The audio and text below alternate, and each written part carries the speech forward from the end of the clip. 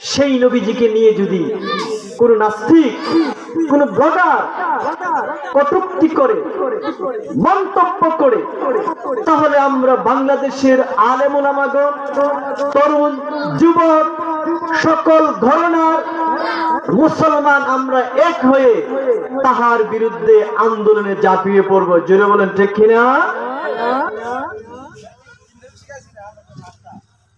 ইদানিং কালে অনেক নাস্তিক মহানবী সাল্লাল্লাহু আলাইহি সাল্লামকে নিয়ে, ইসলামকে নিয়ে অনেক মন্তব্য কটূক্তি করে আমরা দেখতে পাচ্ছি সোশ্যাল মিডিয়াতে।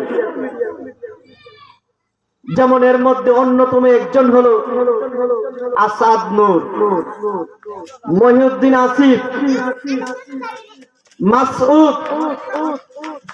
আমি তাদেরকে সতর্ক করে দিচ্ছি, অদূর ভবিষ্যতে যদি মহানবী সাল্লাল্লাহু আলাইহি সাল্লামকে নিয়ে কোনো বাজে পোস্ট করা হয়, প্রচার মাধ্যমে যদি কোনো কিছু প্রচার করা হয়, তাহলে বাংলার মানুষ, তাওহীদি জনতা, নবী প্রেমিকগণ যার যা আছে তাই নিয়ে সকল নাস্তিক, মুরতাদ, কুলাঙ্গারদের বিরুদ্ধে ঝাঁপিয়ে পড়বে। জোরে বলুন ঠিক কিনা?